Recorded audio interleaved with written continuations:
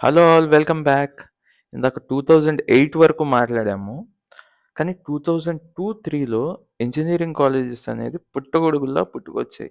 ఇంకా చెప్పాలి అంటే కాస్మోపాలిటన్ సిటీలో, హైదరాబాద్ లాంటి సిటీలో 4 దిక్కుల వైపు కూడా ఔట్‌స్కర్ట్స్‌లో విపరీతంగా కాలేజీలు పెరిగిపోయాయి. దాంతో బయటికి వచ్చే అంటే పాస్డ్ ఔట్ అయ్యే ఇంజినీర్స్ కౌంట్ కూడా అప్పటి నుంచి పెరిగింది మెల్లగా. దానివల్ల ఏంటంటే డిమాండ్ కూడా తగ్గింది సాఫ్ట్‌వేర్ ఇంజినీర్స్‌కి. ఎందుకు ఆబ్వియస్‌లీ వాళ్ళు బెటర్ టాలెంట్‌ని చూసేటప్పుడు పూల్ ఆఫ్ మెంబర్స్‌ని చూస్తున్నారు. అందులో బెటర్ పిక్ చేసుకుంటున్నారు. అప్పుడేంటంటే అంత కంఫర్ట్ ఇవ్వాల్సిన అవసరం లేదు. ఎప్పుడైతే ఎవరికి పడితే వాళ్ళకి ఉద్యోగం ఇచ్చారో. కాకపోతే అప్పటి నుంచి 2018, 19 ఎప్పుడైతే ఏఐ వచ్చే ఎరా ఉందో అక్కడి వరకు కూడా ఏంటంటే ఎలా చూసారంటే మనుషుల్ని, మీరు నేర్చుకోగలిగితే, మీకు అంతో ఇంతో ఇంగ్లీష్ ఇస్తే మేము జాబ్ ఇస్తాము అనే దాంట్లోనే ఉన్నారు. ఆ రెసెషన్ పీరియడ్ నాకు తెలిసినంత మటుకు ఒక 2 ఏళ్ళు సఫర్ అయ్యి ఉంటారు గానీ 2008-10 ఏమన్నా మైట్ బి అంత నాకు తెలీదు. నేను అప్పుడు 8, 9 బట్ కాకపోతే ఆ 2 ఇయర్స్ లీన్ పాస్ తప్పితే మిగతాదంతా గూడా బానే ఉంది. పచ్చగానే ఉంది సాఫ్ట్‌వేర్ ప్రపంచం. బానే సంపాదించుకున్నారు. ఆ తర్వాత ఎప్పుడైతే ఇప్పుడు ఏఐ వచ్చిందో, అప్పటి నుంచి ప్రాబ్లమ్ స్టార్ట్ అయింది. ఇంకా ఈ మధ్యలోనే అంటే కొద్దిగా మధ్యలో చాలామంది కోర్సులు చేసి కొద్దిగా కాలేజ్‌లో ఉన్నప్పుడే ఏదో ఒక మార్కెట్‌లో బూమ్ ఉన్న కోర్సులు.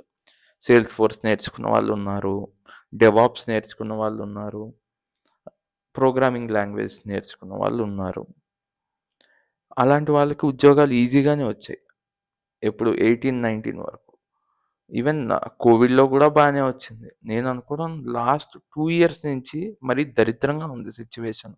ఇలాంటి టైంలో జాబ్ రావాలంటే ఏం చేయాలి? ఇప్పుడు ఇంజినీరింగ్ జాయిన్ అవుతారు. జాయిన్ అయినప్పుడు ఎవ్వరికీ సోయుండదు జాబ్ తెచ్చుకోవాలని. 4 ఏళ్ళు అయిపోయాక రియలైజ్ అవుతారు. అరే! నాకు జాబ్ రావాలని. రాదు వాళ్ళకి. డెఫినిట్‌గా రాదు. వాడికి ఇంగ్లీష్ రాదు. హ్మ్. వాడికి కోడింగు నాకిష్టం లేదంటాడు. అలాంటప్పుడు వాడికి జాబ్ ఎందుకిస్తారు? మరి నీ గురించి చెప్పు భయ్యా నీకేమొచ్చు అన్నారంటే, నాకప్పుడేం రాదు. ఎప్పుడు 2016లో నేను పాస్డ్ ఔట్ అయినప్పుడు నాకు పెన్ డ్రైవ్‌లో డేటా ఎక్కించడం కూడా రాదు. కాపోతే నేనేంటంటే నాకు ఒక దగ్గర ఒక ఇంటెంట్ ఉండేది. అరే! ఇంగ్లీష్ మాట్లాడాలని. ఇంగ్లీష్ ఒక్కటి మాట్లాడాను. అది ఏం పెద్ద పాష్ ఇంగ్లీష్ ఏం గాదు.